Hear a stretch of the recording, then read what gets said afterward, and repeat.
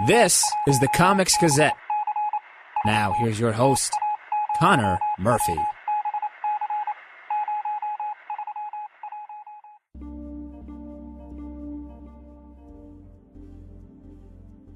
Welcome to episode 2 of the Comics Gazette.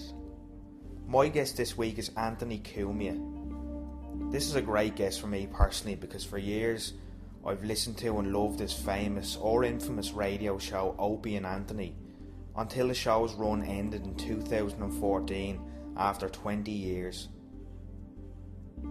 Anthony was fired for sending out tweets after being attacked by a black woman in Times Square in New York.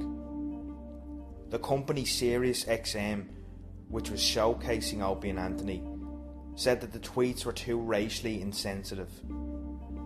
Over the past year, Anthony has took to the online airwaves and various media outlets to defend himself.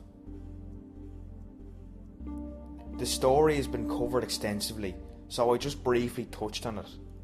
I also had to cover some fanboyish questions. I covered his opinion on FM radio in America today, his favourite moments from the show's past, his new uncensored show, which takes place in a top-of-the-range studio in New York, and what his plans were in the future as regards the possibility of a co-host and his opinion on going it solo.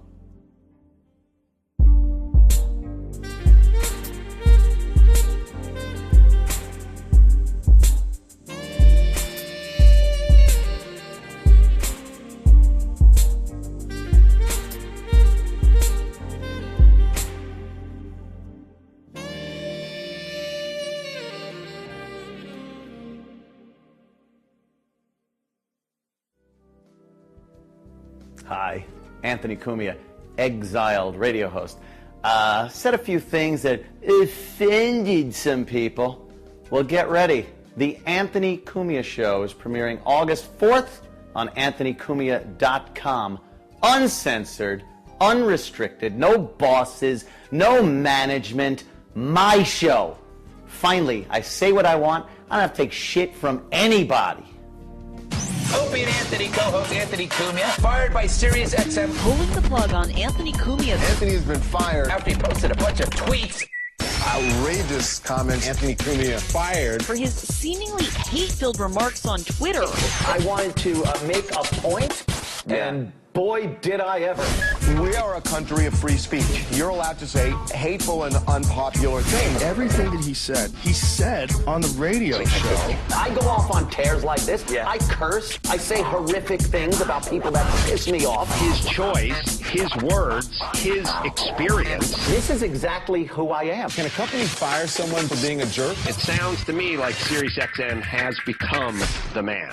I will never apologize for this. Why am I going to apologize and say I'm different or I've changed or this? I haven't. I can't think of anything smarter for you to do, Anthony, than to do a completely uncensored show. I think you're right. Yeah. You just got to go to anthonycumia.com.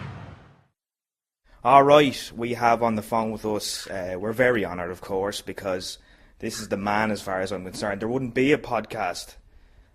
We wouldn't have one, certainly, if it wasn't for this man. Anthony Cumia is on the phone. Anthony, how are you, sir? Great, how you doing, man? I'm good, man. I'm really good. This is surreal right now. I'm honoured. Thanks so much. Anthony, of course, former host of the legendary Opie and Anthony show, now host of the legendary Anthony Cumia show, which just over a year has become innovative and brilliant. Anthony, thank you so much for coming on, and take us through, how was the show kind of come about over the past year? How has it all come together? It's been amazing over the past year. I mean, even it's gone leaps and bounds over where I thought it would be.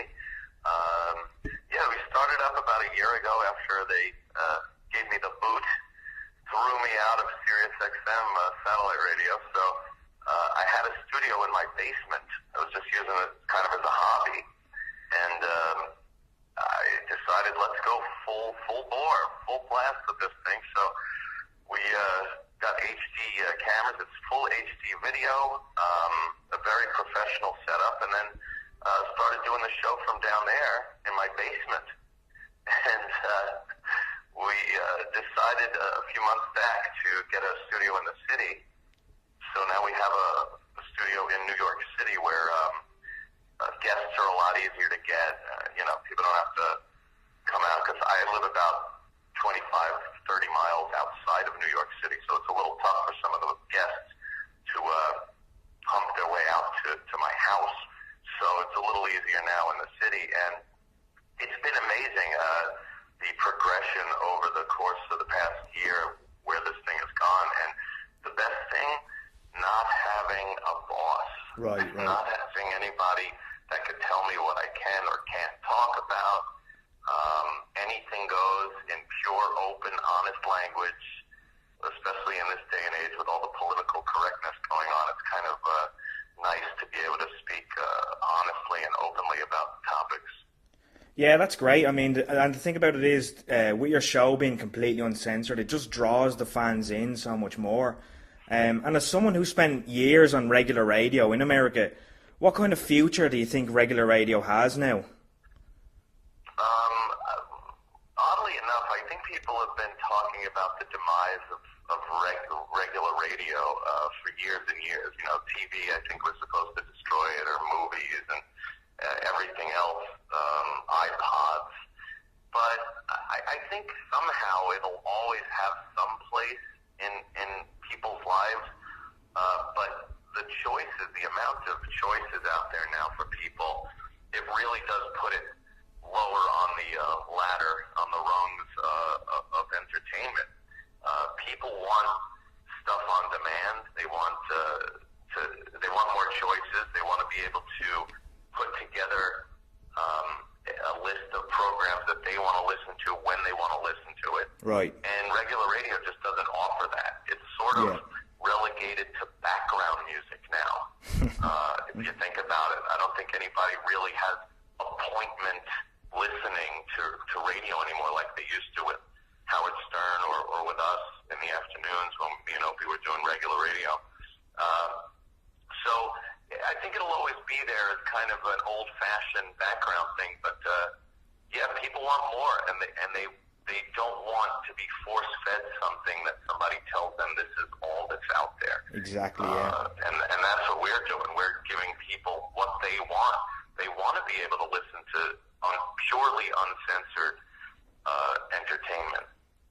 And what I always have to give you credit for is not only these incredible stories that you would tell on the air of your childhood that were so finely detailed, but how well you yourself conduct an interview, both on O&A and now with the new show. But I wanted to ask you, how long do you think it took you to learn these kind of interview techniques? That's odd. I was in construction for so many years. Yeah. And I didn't do radio until I was probably in my late 20s, early 30s. So it was it was an odd thing for me to sit down and interview somebody, but I had always been kind of the, talkative guy. Whether it was just sitting at a bar talking about the ball game or, out with friends or something, I was always more talkative, I think, than anybody else. So that kind of made it easier. I was starstruck a couple of times, which was pretty funny to sit there and just stare at. I think it was Eddie Van Halen once. I was interviewing him very early on, and I was just fixated, like, oh my God, I can't believe I'm talking to this guy, but, had to kind of get through it. But over the course of the years, you realize some of the best interviews are just talking to people instead of, sitting there with some kind of grand list or something. I like just basic conversation with people. You seem to get more out of people that way, especially face-to-face when you're just sitting in a room with somebody and going back and forth. It really is kind of fun that way. It really is, and as well, I mean, I think Joe Rogan described your O&A as just being the ultimate hang, and I think that's what really you guys mastered over the years, was just that casual nature. It wasn't forcing an interview, it was just people sitting back and talking, and it really got compelling because of that, Yeah, it was, we could make an entire reel of guests saying, "Are we on the air? Are we on the air? Are we on the air?" Because we would sit there and start talking to them the second they walked in the studio, and they would think we were just conversing, and meanwhile we had been on the air the whole time. Yeah. Because, you know, they're so used to that radio thing. "Hey, how you doing today? So where are you going to be this weekend?" Kind of that, you know, typical radio voice. Just that awful, horrible fake accent.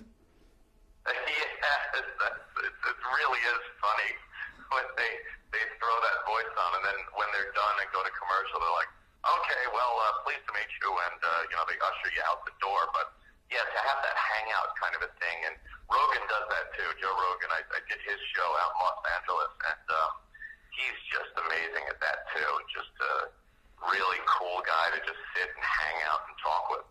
Yeah, he is. He's the man.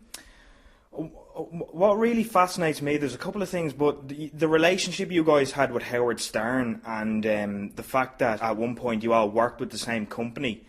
How much interaction, if any, did you or your staff have with his camp over there? Yeah, we worked with the same at the same company at CBS when we were on regular radio, and then over at satellite radio. And the staff, Howard's staff is great. You know, we saw him a lot during the course of the day. You know, we're in the same building. They have their own wing of the building. Right. But we see the staff, and then I see some of the other guys in the elevator, like Gary and Fred, and they were great, really cool. Howard, we rarely ever saw. It was like Batman. He would go into an elevator and go downstairs to a giant limousine that was in a cargo elevator, and then it would take him back up to street level, and he would drive. You know, his driver would drive him off. So he was very inaccessible. So I didn't see him much, but everyone else, they were great. Really, Yeah. I never had a problem with any of them or the staff. And even Howard, after a while, just, you know, became Howard Stern, the America's Got Talent guy, and the guy on the radio. But it was no more of the bickering and battling back and forth. Yeah, and Anthony, I hate to be so fanboyish, but I listened to I remember you guys done a bit where you actually played the Batman music, and you done a whole thing of him sliding down the bat pole as soon as his show was finished. It was one of the fucking funniest things I've ever heard in my life. Thanks, man. Yeah, I remember that. A lot of those things would just start off the cuff, like an idea would pop up, or someone would say something, and it would just turn into like this scenario that, you know, we'd start batting back and forth. And Jim Norton is just so great to knock things around with. He's such a funny guy, man. And you know, just coming up with these weird fantasy scenarios of Howard like Batman, or, you know, Clay as a skater, or Dice on Ice. We did that one once. And there's so many of those weird scenarios you come up with, and the more ridiculous you make it, the funnier it is. And we all, you know, we found it hard not to crack up during the whole thing, because we were making it up as we went along. So the funniest thing was making someone else laugh. That was like the most fun I had, is watching like Jim Norton just plant his head into the desk because he couldn't even talk. He was laughing so hard, and that's when, you know, when you make someone like Jimmy laugh that hard, it really, you kind of know that you've hit one out of the park. Yeah, it's radio gold. It really is. With the new studio, though, I want to ask you, the new studio looks fantastic. The visuals on it look amazing. And, by the way, nothing made me happier than awful Sandy Kane falling off a chair there recently. That was just the best. But yeah, to kind of elaborate on the kind of answer you gave, I mean, can you remember some of your funniest moments with the show and with the new show where you literally couldn't breathe from laughing so hard? Oh my God! Just last week we had Bobo, who Bobo's a little off. He's a little odd. That's one way to put it, yeah. Yeah. We don't know what it is. He might be autistic. He might be something. But I've known the guy guy now for probably 8 years, and he means very well. He's a good guy, just like I said, a little off, and not much interaction with women. He doesn't have much in his sex life going on or anything, so he gets very excited when we have strippers come on the show or porn stars. So we had a porn star come on the show, Peyton Sinclair, and we had Bobo. We saw this on a Japanese video on YouTube. I guess a girl was kind of, giving the guy a handy behind a little curtain as he was trying to sing karaoke. Right. So we thought it would be good to do that to Bobo, and Bobo was singing "Fight for Your Right to Party," Beastie Boys, and getting a handy from this girl, and it was one of the funniest damn things to hear him trying to sing this song while, if a girl touches his shoulder, he's getting excited. Right. Never mind, with her hand on his piece, and that just had me rolling on the floor. I was laughing so damn hard.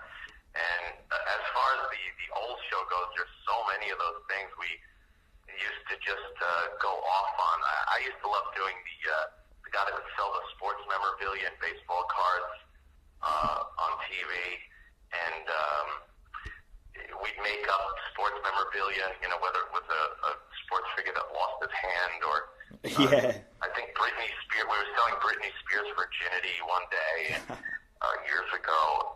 And like those things where everyone's getting involved and jumping in and just trying to make everyone laugh. Those were some of the most fun. Yeah. Yeah, no, we'll link the video of Bobo getting the karaoke hand job. It is so hilarious. Listen, I know you've been asked 1,000 times about the Times Square incident, so I'm not going to harp on about it. But I just wanted to ask you one thing about it. After a year later, do you see people's opinions kind of changing? Are they understanding the situation a bit more and not being so politically correct? Yeah, I think there is.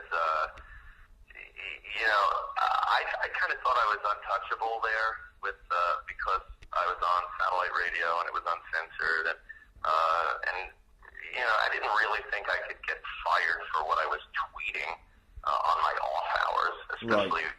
When, because it was a woman came up and just started smacking me in the face because I was taking pictures in Times Square.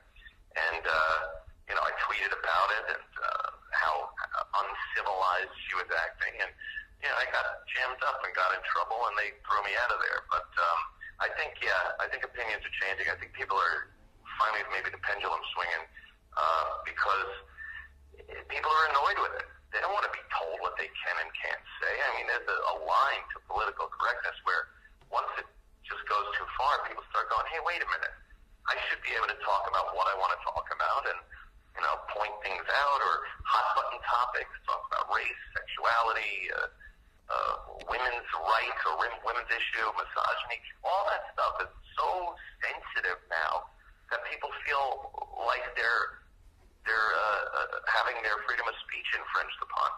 And that's when people really start fighting back. And I think we're seeing that now. I think a year later, people are looking going, oh, all right, we've seen some instances that pop up like this, and maybe he wasn't completely off base. Yeah, and, people just have to understand, you just said shit like... Yeah, it's just, I didn't act out. I didn't hit back or anything. This girl was out of her mind. She was just smacking me with an open hand, and I was just kind of, how you do that. You kind of hold your arm and make sure you don't get hit. And then I just, I tweeted about it and got in huge trouble. Ooh, look out. It was the best thing that ever happened. Best thing that ever happened. Well, I mean, the show speaks for itself. But I wanted to ask you another question. I know you talked about the possibility of the great Ron Bennington one day co-hosting with you. What other names would you float around if you were looking for a permanent co-host? Oh man, yeah, the permanent co-host thing is that's a tough bill to fill. Bennington is the dream. Yeah, I would love to have Ron Bennington. The guy is one of the most talented broadcasters I've ever met. course. I would love to have Jimmy full-time on the show. It's really cool, though, now that I'm getting other shows on the platform, like the Legion of Skanks and Gavin McInnes. These guys, like, and especially the Skanks, like, I get those guys on. They're young comics, so, you know, they're kind of new in the business, and to sit down and talk with these guys, it really kind of changes the direction of some of the conversations. So I don't know so much about a permanent co-host, but I do like having kind of a rotating group of guys that come in that you can knock some stuff around with. I love comics, you know. They're great to sit down and have conversations with. People like Joe Rogan is so good at what he does, and so any one of these comics, Dan Soder is a very good comic. When he comes on, it's just easy to talk about anything. So yeah, mostly the comics I would like having on, and other than that, it's kind of, like I said, it's kind of tough to fit a permanent co-host in there. After 20 years with Opie, it's a very hard relationship to stick to and not have so many disagreements with each other. Absolutely, yeah.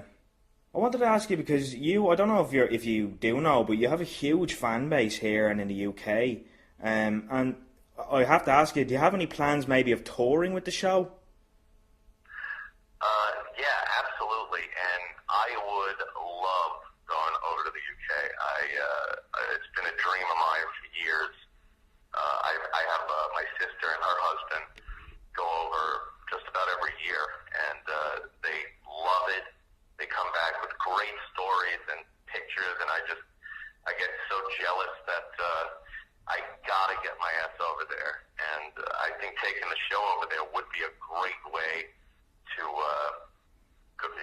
kind of start spreading the show a little worldwide with live appearances, and what a perfect fit that would be. Absolutely, and look, if you make it over here, the Guinness will be on me, and we'll drink till the morning.